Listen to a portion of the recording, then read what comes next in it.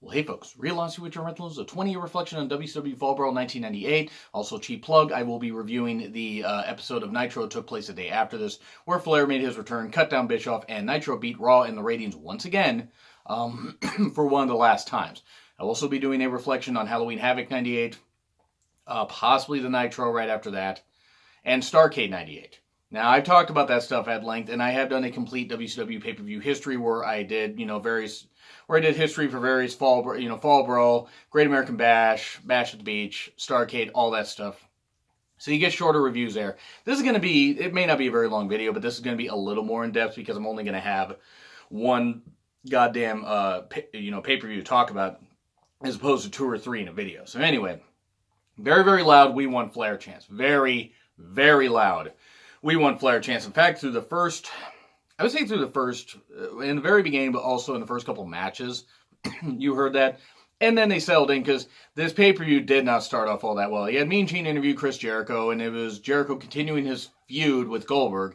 And I'm not knocking Jericho because, if anything, I think they should have had a pay-per-view payoff. Jericho had done a really good job building this up. Like, really, really good job.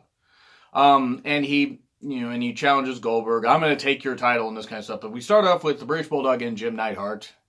So sad both those guys passed away, especially Jim Neidhart very recently, and Bulldog passing away so young. Versus Alex Wright and everybody's favorite punching bag, the Disco Russo puppet, Disco Inferno. I can't stand Disco Inferno. The guy's a fucking idiot. It wasn't bad. This was the match where Bulldog suffered a back injury on taking some awkward bumps, landing awkwardly on the trapdoor the Warrior would use to make his entrance during the War Games match. And oh boy, granted, by the time this video goes up, you might not be able to see it, but scroll down my timeline, you'll be able to see, scroll down my timeline on Twitter, you'll be able to see a couple videos where I took videos of Warrior making his entrance and all that stuff. It was an atrocity. But the whole War Games match is actually on WWE's official YouTube channel. War Games 98. You should be able to find that. It's a train wreck and a half, but it's almost worth watching just to see it once. But anyway, this match, unfortunately, Bulldog did suffer a very, very bad back injury, and I believe he was in the hospital for a number of months because he suffered numerous setbacks due to this. And drug problems because of it. It's just unfortunate. Bulldog, who was still doing really well at this point, this pretty much cut his career down. He's trying to make a comeback and then sadly passed away. But to this match, not bad. When Alex Wright deserved a whole lot better than he got. Disco, I'm sorry, Disco was always the shits in the ring. He just was. He was a shit gimmick. He was a shit wrestler. Shit human being, if you see how he reacts towards hot women at indie events, in his words. And if you don't know what I'm talking about, well, you probably should. He basically implied that fans should take pictures of hot girls at indie events and send them, without the women, the consent of the women, and send them to him, and he'd give them a shout out. I mean, that was earlier this year or last year, but good job, Disco. This match was Bulldog and Neidhart got the victory, but at the very end, Bulldog's trying to pick up Disco for a power slam, and you could tell that he had hurt his back. Because not that Disco's necessarily a light guy, it's no easy feat picking up another human being. Bulldog should have been able to do it easily because he still has power. But he hurt his back, and it was just such a struggle, and so sad to see him walk. Now, he did it through muscle memory alone, and through just sheer willpower, but oh fuck, it was just so awkward to watch it and sad. And 1, 2, 3, Bulldog and Neidhart win. It was not a very good match, and really not a good use of Bulldog and Neidhart, and even Alex Wright. Alex Wright deserved better than this. And then Chris Jericho versus Goldberg. It was a jobber, and he beat him in like a minute, or like a few seconds. I mean, it wasn't really much. It was just a way to continue the feud. And then Ernest Miller, who made a couple of appearances in various interviews. I think he had a confrontation with somebody before the pay-per-view started. He had recaps of him. The camera work was so bad you didn't quite see who it was. It was Norman Smiley, I believe. But then you had Ernest Miller attack 2 Armstrong brothers during an interview that they had earlier in the day. And then Norman Smiley confronts him. And you had Ernest Miller versus Norman Smiley. I have a personal disdain for Ernest Miller in the ring. I don't know about him as a person. The guy was not that great. He may have been a legit athlete. He might have been a 3-time World Karate Champion. I don't give a shit. Good for him. That doesn't apply to wrestling. He wasn't very good in the ring. He was the shits. I believe he was one of Bischoff's friends, which is why he was brought on TV, which, okay, whatever. I'm not saying Ernest Miller's a bad guy, but good God, the guy was shit in the ring. Oh, he could hit an impressive kick, an impressive karate kick. Yippee! That doesn't equate to wrestling. That isn't very good. That's kind of why Glacier didn't get over. But Glacier at least seemed to try to get better in the ring. It's nothing against Glacier. In fact, he made an appearance at All In on Cody Rhodes' team. Really weird, but good. Good to see him still, appearing on a wrestling program in 2018.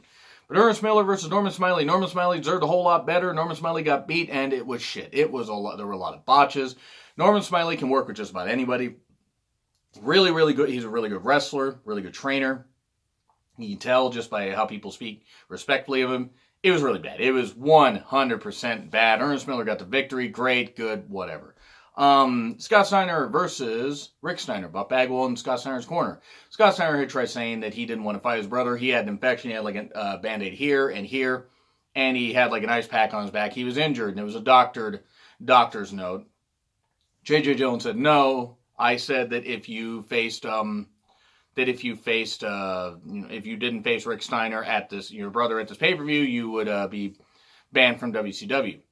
So then Buff Bagwell's there and this kind of stuff. And the crowd loved Rick. I mean, once the match got started, the crowd loved Rick. They were going insane. Scott Steiner was running away. There really wasn't much going on after that. And then Buff Bagwell, who had just come back from a neck injury and joined the NWO, or like recently, Rick had enough of Buff, being stupid, which I think everybody had enough of Buff being stupid. In fact, Buff's still being stupid now. Grabs him by the neck, and then Buff's selling it like he has an injured neck. And they do all this stuff. And Rick Steiner's yelling, you better be hurt. Because he's a babyface. I mean, I don't blame Rick Steiner for being upset. I'd be upset at, Buff Bagwell.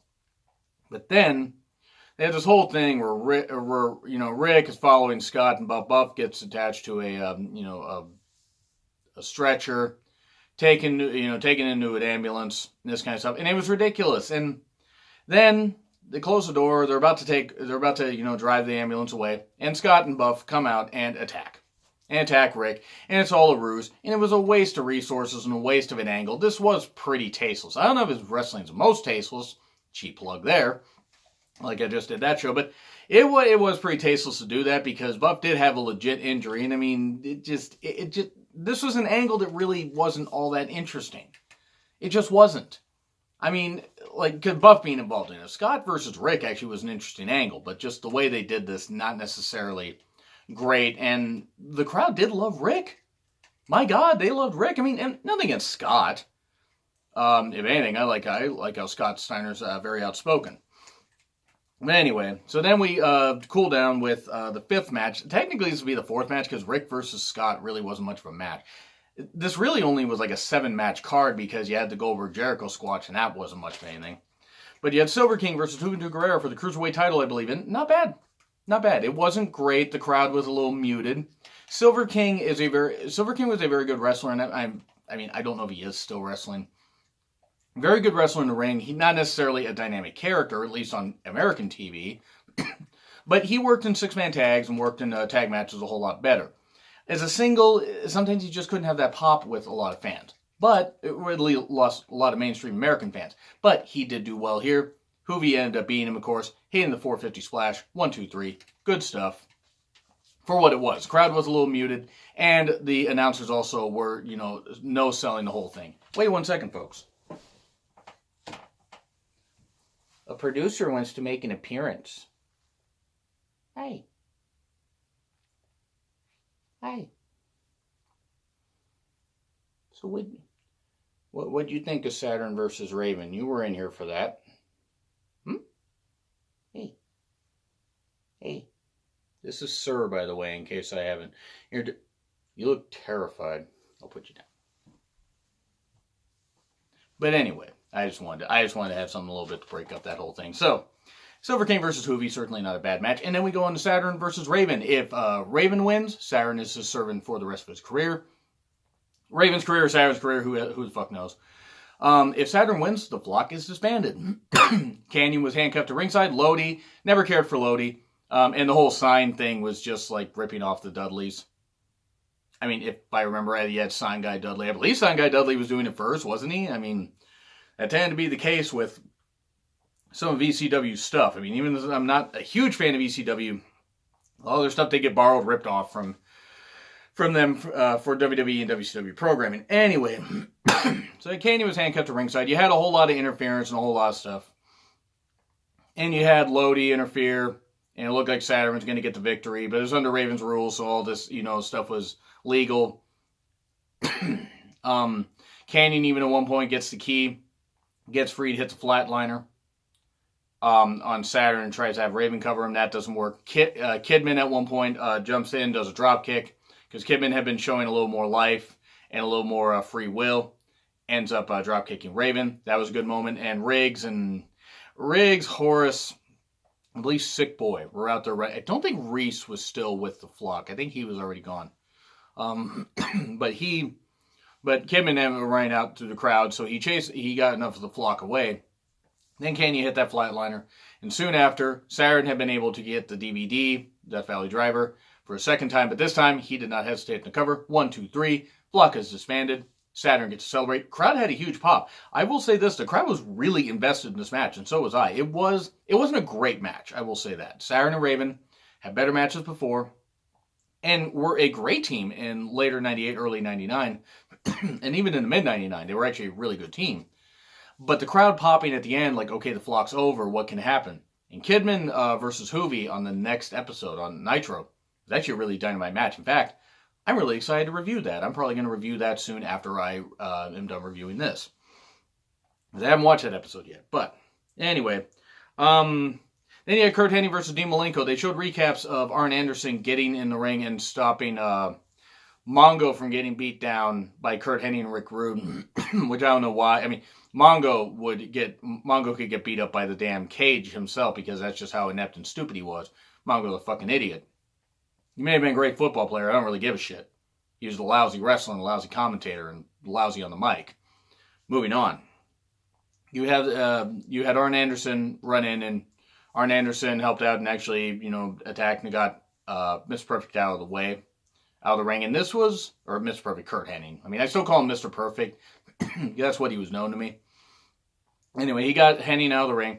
And the scares were, okay, good God, Arn Anderson, who had to retire about a year previously, is in the ring, because of nerve damage and during a botched surgery for his neck. There are scares like, oh God, what's going to happen? I mean, obviously the wrestlers that would attack him would take it easy on him, but it was the idea. So anyway, Kurt versus Dean Malenko ended up happening. Because Arn was like, okay, I was worried about reforming the Horseman, but you are a Horseman, this kind of stuff. And it was pretty cool. And Dean carried the moniker of the Horseman, at least modern Horseman, really, really well. Because Dean to me was like Tully. A bit. I mean, he was a little more, I don't want to say he was a little more athletic, because that's not to say Tully wasn't athletic, but the snap he could hit some moves with, Dean Malenko could, reminded me a lot of Tully. That's just my opinion. So anyway, Rick Rude was also there. You had Dean target Kurt's knee, since he had knee surgery on it. Rick Rude ends up causing a DQ soon after this. It wasn't bad. It was like a TV match on pay-per-view. Arn runs down and gets beat down, and they target his left arm, his good arm, because Bischoff was going to challenge Arn to a arm wrestling match on Thunder. Yes, is when Thunder was the thing. And if Arn won, he was going to, the Horseman could be reformed and Ric Flair could be reinstated, or this kind of stuff, or Ric Flair could wrestle again. But yeah, that happened. Dean won by DQ. And then WCW, mocking Scott Hall's alcohol problems. I'm not saying Scott Hall was easy to deal with. I'm not saying Scott Hall didn't deserve maybe some mockery for what he did, because he did keep doing a lot of stuff to himself. But the company doing that was uncalled for. I mean, Scott may not be the most lovable guy, but he's a damn good wrestler, and he did not deserve that. Granted, Hall may have signed off on it. I mean, I don't really know. I don't really care. I just found it to be pretty damn tasteless. And yes, that will be something on Wrestling's Most Tasteless. And you can leave stuff in the comments. Like, for those of you that haven't left them yet, leave in the comments what you guys thought of this pay-per-view and all that stuff. And if you have some most tasteless stuff WCW did, let me know. You had Scott Hall with Vincent versus Conan, and this was playing off something earlier where Conan was talking to Lee Marshall, and I don't know who the other guy was. It was for WCW.com. And then Hall came in and was drunk and this kind of stuff. And it was constantly drinking as he was doing his promo and drinking even during the match. And it was just bad. There was so much drinking, so many antics. Conan did manage to get the Tequila Sunrise. Yes, pun intended. I mean, that was the name of the actual move, though. And Hall tapped out. It's something you didn't see very often. But yeah, Conan got the victory. And then we go to the War Games match, and oh boy, sweet Jesus. Team WCW, Warrior, DDP, and Piper. Team Hollywood, Hogan, Brett, and Stevie Ray. And Team Wolfpack, Nash, Luger, and Sting. This was an atrocity. This was terrible. The only War Games match that was worse was War Games 2000 on Nitro. Because Russo was involved. Anytime Russo was involved, that's what you're going to have it be some of the worst things ever. Or some of the worst stuff ever. But anyway. The main thing of this is, like, yeah, DDP and Bret Hart start out. And the idea was, okay, the difference with this one, anybody could get a pin at any time before anybody else gets in the match. This match literally was given 22 minutes, I think. 23 minutes, maybe. And that's not very good. I mean, it might have only been given 20 minutes. But you had the two guys battle out for 5 minutes. And they were trying to say this is the most chaotic, or this is going to be the most chaotic or most unpredictable War Games ever, which, no. There were ones with actual teams of 5-on-5, where this is the most loaded War Games you've ever seen. And there were ones with 10 guys in them. I mean, I'm sorry. Yes, I know 6 of them were former world champions, but still. Anyway. This is mainly known for the Hogan Warrior stuff. Because, I mean, a lot of it just took, it just took a back seat. Because you had, like I said, DDP and Bret Hart start out. And then I believe you had Stevie Ray come out. And then I want to say it was Piper. And then it was Nash. No, and then it was Luger. Then it was Nash. And then you had Sting. Yeah, the bottom line is that it was really ridiculous. I mean, I'm trying to remember some of this stuff. I didn't write it down, but it's like you had Sting, Luger, Nash, you had everybody in there except Hogan, and Hogan even came out before his time was up. Why? Because because the pay-per-view was going to end soon. And Hogan came out with literally a minute and a half left before he was supposed to come out. And he's attacking everybody, hitting his leg, dropping this kind of stuff. And then soon after, this smoke pours in like it's an N64 game. And in 98, that would have made sense. The N64 had a lot of foggy effect stuff, but had some damn good games. Used to have one of those. No, N64 is great. It was a great system. I don't know why I'm talking like like somebody's talking back to me. But thank you guys for watching to this point to see my inane rambling. Warrior, pops in. Okay, there's the trap door opens. Warriors, the smoke disappears, and Warriors.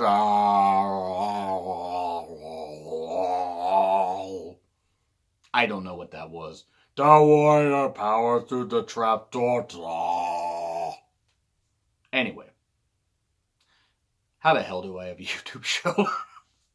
He pops up, does that, just beats his chest. And then Hogan attacks him and more smoke. And then he just has a jacket. And then the pyro goes off. But suddenly no Warrior's there. Pyro goes off and Warrior runs out. My guess is it was a stunt double. Who knows? Might have been the Renegade. I don't know who the hell it was. Renegade was still employed till about 99. Sad how his life ended. Honestly, it is. No, really. Like, read up about the Renegade in WCW. It's really sad how his life ended. Warrior runs out and barely does anything. Slips on the steps trying to get in the ring. Great skills by Warrior. Why the fuck was this guy ever over? Runs in the ring. Attacks Hogan. Attacks Stevie Ray. And there's Nash in one corner and Piper in another corner, but they don't do anything. Why would they? Because, Warrior's there. They have the real star, the real idiot in the ring. And yes, I hate Warrior. I'm just going to say that. I don't care that he passed away 4 years ago. I have a right to say that. I'm not celebrating his death, but the guy never really meant anything to me after I grew up and realized, wait, that guy's a homophobic pile of shit. And wish death on Bobby Heenan. Good job to name a Warrior award after him, folks. But anyway, and turn into a marketing thing. But we know how Stephanie feels about marketing. Moving on. We had Warrior attack Hogan, all that stuff.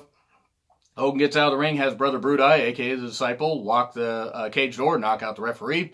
Warrior can't figure out how a padlock works. You would think that he would be able to, with the power of the warrior, needles, and moving and trying to move through the door, couldn't bash through the door, couldn't bash through the cage wall. Instead of trying to bash out one side and chase Hogan, he goes around as if he's going to fuse through the mesh wall like he's the T-1000, and then does this thing where he gets up and he's hanging on the cage ceiling and kicking the gimmicked part that was supposed to break of the cage wall, gets out of it, almost, I think practically falls. I think he ended up hurting his bicep because he's an idiot and doesn't know what the fuck he's doing. And then Brawl's Hogan, and Brawl's was a disciple, and it was bad. And then DDP hits a Diamond Cutter soon after, I believe on Stevie Ray, and gets a victory. This is one of the worst War Games matches ever. It's C grade overall for the show. I mean, I normally don't grade these retro reviews, but whatever. Yeah, I did go on a bit of a rant because, fuck it, Warrior was absolute shit. He was shit in WWE, he was shit in WCW. And he got paid a shit ton of money to be shit. And I think that's shit. So moving on. What do you guys think? What do you guys think of this pay-per-view? What do you guys think of 1998, the fall of 98 for WCW?